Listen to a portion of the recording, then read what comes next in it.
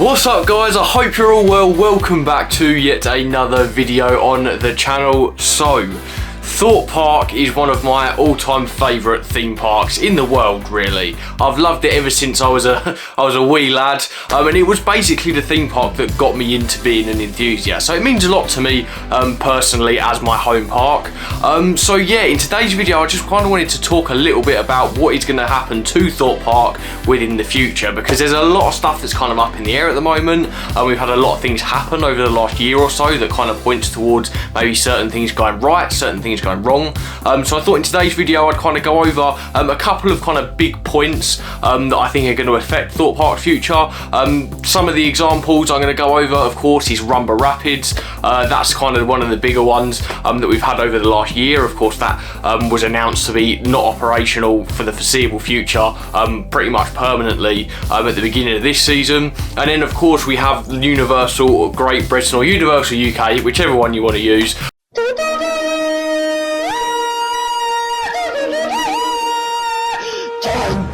That is of course coming to the UK, funnily enough, in 2031, which is not that far in the grand scheme of things, and there's a lot of kind of panic and discourse about what's going to happen to Thorpe Park, how it's going to affect it, with it being only a couple of hours away. So yeah, I'm going to get into that and loads more in today's video. So if you do go on to enjoy it, make sure to like and subscribe, and if you enjoy this video, definitely go and check out the video I did a few weeks ago, which is focused on the Minecraft world construction. That was a really fun vlog to film. That's going to be a series going forward now, so yeah, I can't wait for that. So without further ado, I'm going to stop rambling. Let's get straight into the video. Right, okay then. So point number one, Rumba Rapids. This is such a bittersweet thing for me here, and I say bittersweet very specifically because I think if Thorpe Park do the wrong thing here, this could just straight up just be bitter and miserable. You know, I think it's one of those kind of case studies that it's a very pivotal moment now for what Thorpe Park are going to do with that space and that area, and the void that's being left by Rumba Rapids. Because when you think about it, you know, a lot of other parks, when there's been closures, you know, when they're revamping an area, that turnaround happens really quickly. And the worrying thing for me, at least at Thorpe Park, is the fact that time and time again in the past we have seen these SBNO rides just stay like it for a very long time. Now if you don't know what SBNO means, it means standing but not operating.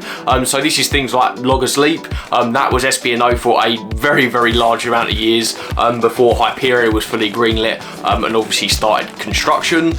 The other one that's really stood SBNO, probably the longest actually, I think it was standing longer than Log Asleep, maybe around the same time, was obviously Slammer, that sat outside of what is now Deadbeat, you know, and they've recently removed that.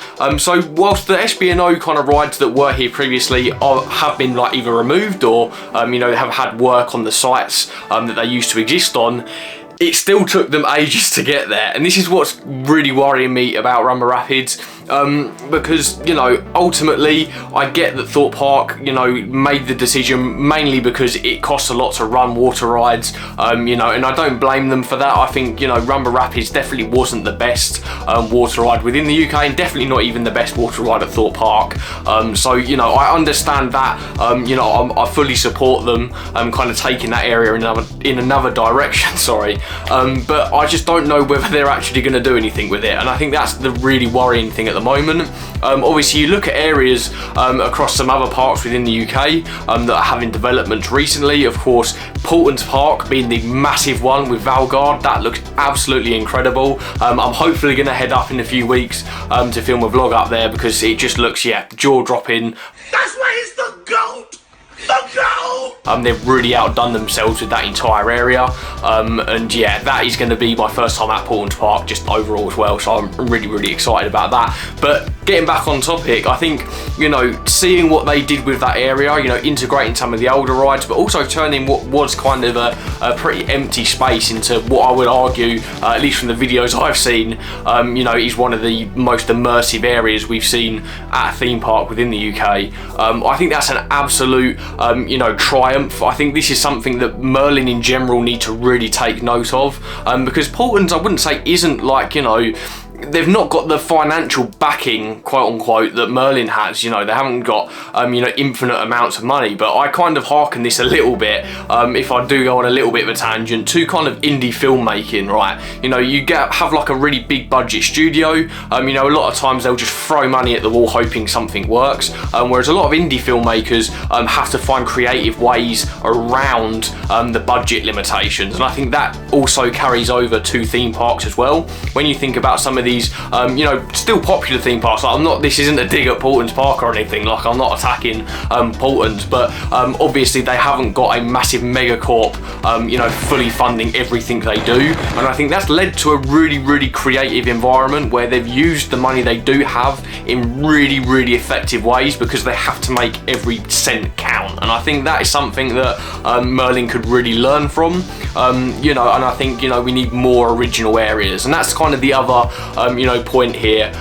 You know, with it being a fairly large area, I think they could do something with the Rumble Rapids area, you know, but they don't have to go like absolutely crazy with it, right? You know, they took at least 10 years, you know, probably, if not more, I'm pretty sure. Yeah, it definitely was. It's about 13 years roughly, or 12 years. I'm not very good at maths. Give me a break. It's like 3 o'clock in the afternoon. But yeah, they took ages to, you know, finally, you know, bring another coaster to Thorpe Park, you know, and it was a triumphant moment. Like, Hyperion is one of my I'm literally wearing the t-shirt right now. I know it just kind of looks like a plain yellow shirt, but I am wearing the Hyperion t-shirt right now. It's one of my favourite coasters in the UK. You know, I think it's a fantastic coaster, but it took them ages to do anything. You know, that's the real kicker here. You look at, you know, stuff like, you know, what Portland's is doing, you know, what even Chessington is doing now. Like these quick turnarounds for attractions, bi-yearly or every year. You know, there's something new to be seen at the park. And I think, yes, that comes in the form of smaller attractions a lot of the time and smaller areas. But I think what Chessington specifically has really shown is that, you know, in the 5 or 6 years between, you know, Jumanji and the Minecraft World opening next year, they've added so much value to that park. And I'll get on to IPs in just a second, because I don't want an IP touching anything to do with Thorpe Park right now. I think there's a very fine line with IPs for me, you know, that can be really useful in certain instances, but really detrimental in others. You know, I think what Universal obviously has, you know, that is a very IP based park, but when you look at the kind of big IPs that are very consistent across the Universal parks, they're all long lasting, you know, kind of culturally impactful IPs that aren't going to go anywhere anytime soon. You know, stuff like Jurassic Park, Harry Potter, they're not going to fade out of existence, you know, in 10 years time. They're still probably going to be just as popular as they are now. And I hearken that to what Chessington's doing at the moment. Obviously, Merlin is sinking 50 million into the Minecraft project, and I could not be happier about that. You know, I think IPs get a bad rap a lot of the time and kind of just get shoved under a blanket of, oh, you know, they're just detrimental to any park, you know, they're poison, they shouldn't be in any of the theme parks, when I don't think that's necessarily true. I just think you have to choose the right IPs to, you know, fund, because I think ultimately IPs like Jumanji at Chessington are not as strong. I don't think Jumanji's really going to be that popular by the time the renewal for the license comes around. I'm not entirely sure they're going to go for it. You know, Paw Patrol, that's a whole nother thing. I'm not obviously a Paw Patrol fan, so I wouldn't really know how popular that is. But certainly Minecraft, that's not going anywhere. Like, Minecraft was huge when I was little, and it's still just as huge, if not more now. So that brand is very solid, and it's got a very strong foundation. And I think that's why I'm happy, you know, Merlin is shoving 50 million into that, because if there's any IP out there that Merlin has ever done, it's that one that needs the most attention, because it will be arguably the most long-standing. So I think, for me, Thorpe Park, whatever's going to be replaced with Rumble Rapids, or whatever's going to replace Rumble Rapids, sorry, I just hope it's original. A lot of these parks, you know, think that, oh, IPs will bring in the crowds, and yeah, they do. Like I said, sometimes they will. Minecraft definitely will. You know, all the Universal ones will most certainly draw people in when that opens. But ultimately, there are very iconic rides, and arguably some of the most iconic rides aren't tied to any IPs. I mean, you look at, you know, Alton Towers, Nemesis, it's its own thing. It's not based on something. The Smiler, you know, you look over at Thorpe Park, the Swarm, you know, they're all these iconic rides, not because they're a big franchise that Merlin has kind of paid the license for. Now you can collect them all. Furry cat, donkey trunk, penguin, shoe, lamb toy. It's because they're generally immersive areas and there's something you can't find anywhere else. And I think it's just as impactful if you do an area right than it is to just chuck money at an IP, you know, and hope for the best. And I think that was, you know, kind of the biggest issue I had with Angry Birds Land. Obviously that didn't last very long. You know, Angry Birds faded out of existence fairly quickly. You know, so I think that the more you kind of invest in you know, unique ideas, the more longevity it has. I mean, you've got to look at, you know, attractions like Vampire over at Chessington. You know, that is so iconic to a lot of people.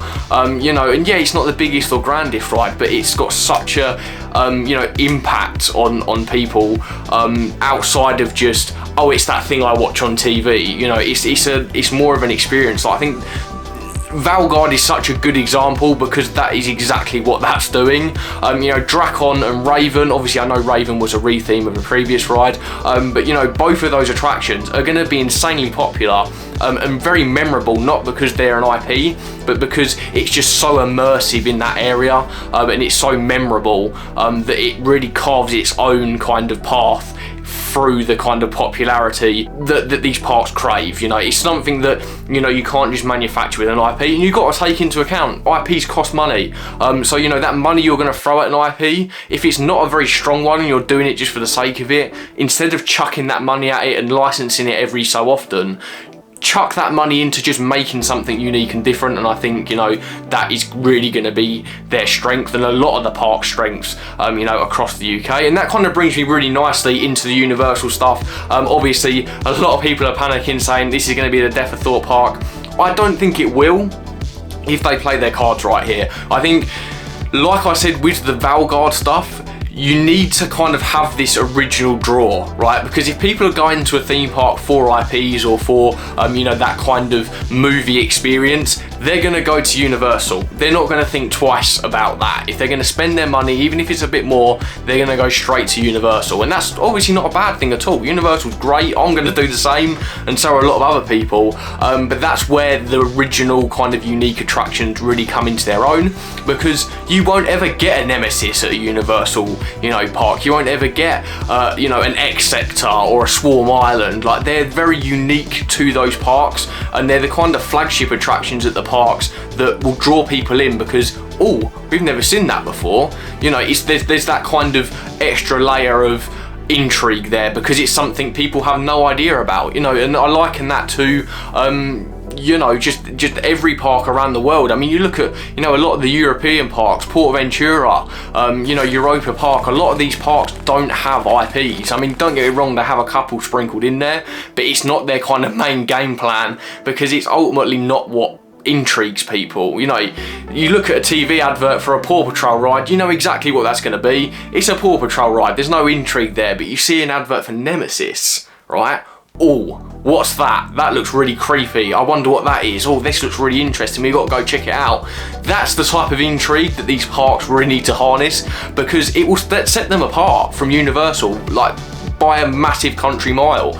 And I think that's the kind of thing Portland's is really focusing on. And right now, if I had to bet, the park that's going to gain the most out of the Universal, you know, park being built, it's going to be Portland's. Plainly because people who visit Universal from across the globe won't just come for Universal. You know, it's the same with like us, you know, here in the UK. A lot of the time when we travel over to Florida and that, we don't just do Universal and Disney, you do things like Busch Gardens, SeaWorld, you know, there's other little kind of lesser, you know, in terms of budget, I suppose, but they're still very impactful in their own ways because they carve their own identity and they've got offering something that is still worth a lot to people, even though they've just gone to Universal and Disney. And I think that's kind of where you know, Portland and Thorpe Park need to kind of work together, you know, not in terms of like directly, I'm not saying they need a partnership, but just kind of take notes off of each other and go, right, well, we really need to define ourselves as being unique. And I think Chessington's already kind of got that draw with the zoo theme, and you know, and the fact that it's kind of a zoo mixed with a theme park, that's going to have its own draw within itself. Same with Legoland. Lego is such a popular brand, that's not going to go anywhere, that will still be just as popular. But Thorpe Park, I think, is in a really grey area, and I think they need to really kind of sit down and go, right, we can't invest in IPs here. We know Universal's going to do that better.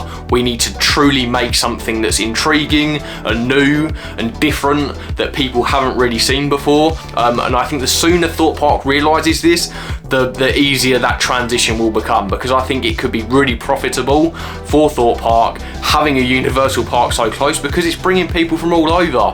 If they then go to Universal and go, oh man, look how cool that Swarm ride looks, or look how cool that Nemesis ride looks. I get that Alton Towers is a little bit further out, so I think that's kind of going to be fine. I think that will still have its draw, but it's going to make people want to visit Thorpe Park as well. For every Paw Patrol area you get in a Minecraft area, another company out there could license it as well and make their own area themed to Paw Patrol, and then you lose that uniqueness. Whereas someone can't just buy the Nemesis IP. Wait, actually, hang on. Yeah, that's probably not the best example, but you get what I mean. It's not something that's easily replicated.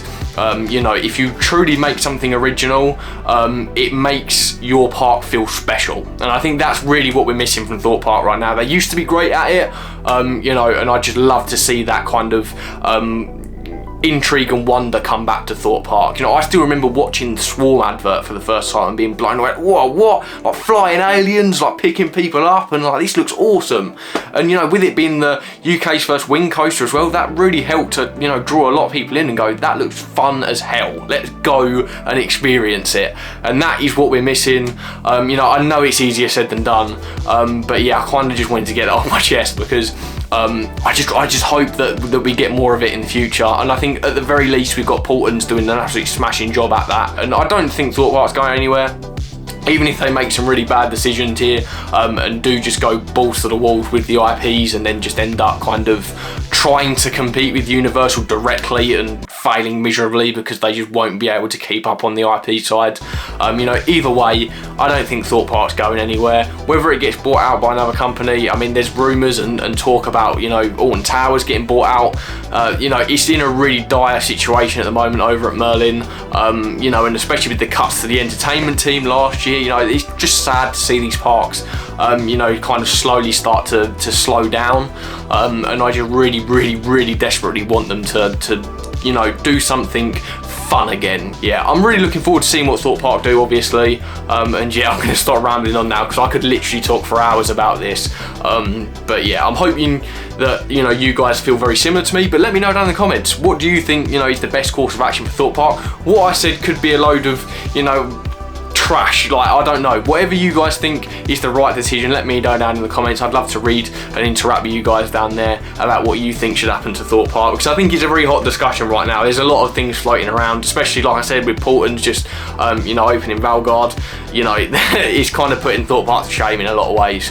So I'd love to hear what you guys think. And yeah, like I said at the beginning of the video, if you did go on to enjoy the video today, make sure to like and subscribe, and yeah, look out for those Minecraft updates coming within the next few weeks. I'm not sure if it's going to be the next thing I film. I'm kind of only doing these updates when there's something notable happening, so yeah, I don't know how long that's going to be, but yeah, that should hopefully be within the next few weeks. Whether it's the next video or not, I ain't got a clue. I haven't even got a clue what I'm doing tomorrow. I'm the most unorganised person in the world. But before we go, I do just want to say I hope you have a brilliant rest of your day, and I will see you guys hopefully in the next video.